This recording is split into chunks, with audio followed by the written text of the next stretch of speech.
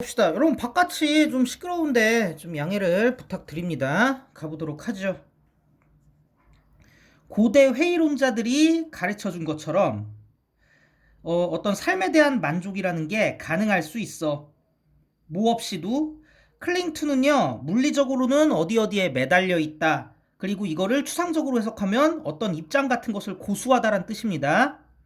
우리를 편안하게 해주는 믿음에 그렇게 매달려 있고 그것을 고수할 그럴 필요성 없이도 충분히 만족이라는 것은 가능할 수 있대. 즉 어떤 믿음 없이도 만족은 가능하대.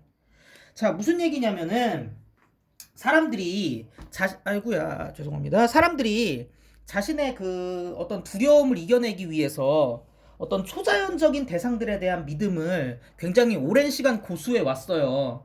뭐 대표적으로는 어떤 종교적인 신 같은 것들이 있을 수 있겠지. 그리고 사람들은 그런 것들이 있어야만 자신들의 삶의 만족이 가능하다고 생각을 해왔어. 그런데 회의론자들은 뭐라고 우리한테 가르쳐 줬냐면 항상 회의하는 애들이잖아요. 항상 의심하는 애들이잖아. 그래서 걔네들이 뭐라고 가르쳐 준 거야?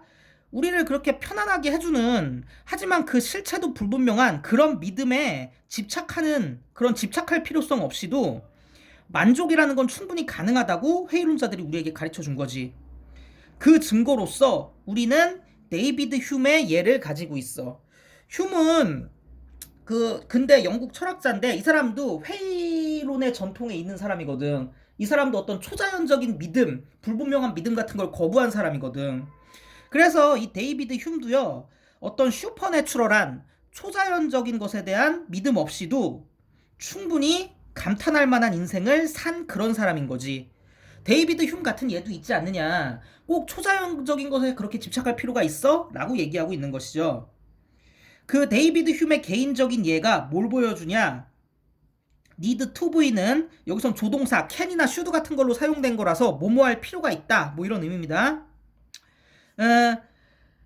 그 누구도 우울하게 느낄 필요가 nobody니까 없대.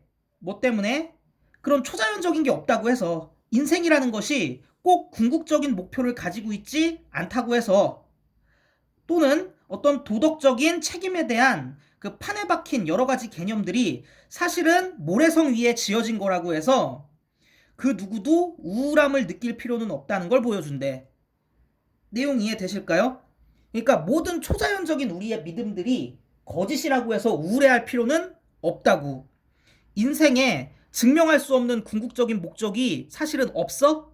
혹은 우리가 믿는 어떤 도덕적 책임 같은 것들이 사실은 언제든지 무너질 수 있는 모래성 위에 쌓아진 거야? 그렇다고 해서 우울하게 느낄 필요는 없어. 왜? 위에서 얘기했잖아. 믿음 없이도 만족은 가능하다고.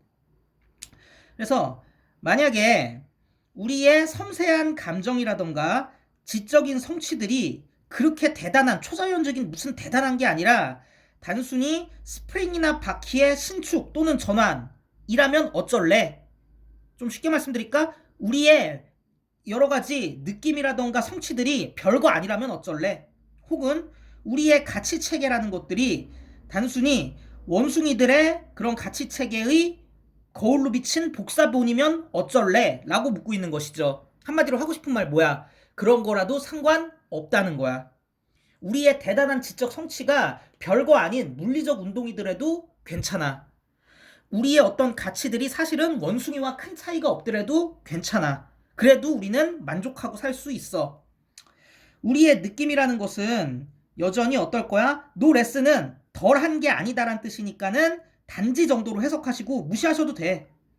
그러니까 여러 가지 우리의 믿음이, 초자연적인 믿음이 틀렸다고 하더라도 우리의 feeling은 fine, 괜찮을 수 있어. 그리고 우리가 중요시하는 그런 가치관들도 프리셔스, 여전히 귀중한 걸 수도 있어.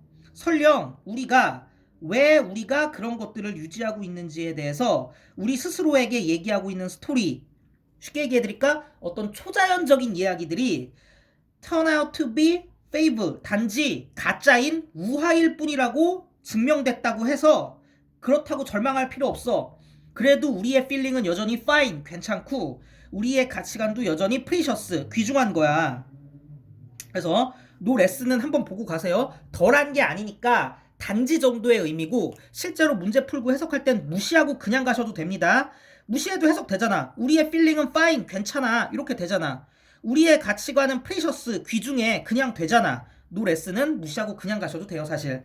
어쨌든 인간들이 자기네들의 자존감에 대한 그런 유치한 감각을 지키기 위해, 지지하기 위해서 가지고 있던 형이상학적인 짐들을 버리면서 무슨 얘기냐? 일단 문법부터 인간들이 계속해서 지지했던 거야. 어떤 유치한 생각을, 뭘 가지고? 여러 가지 짐, 여러 가지 부담을 가지고. 그러니까 사람들이 자꾸 자존심 지키려고 초자연적인 걸 믿으니까 오히려 그런 믿음이 사실은 맥이지, 여러 가지 부담일 뿐이었던 거지. 그래서 이런 문장 구조에서 앞쪽에 맥이지 있으니까 위치 빠지고요, 위드까지 따라갔던 거지.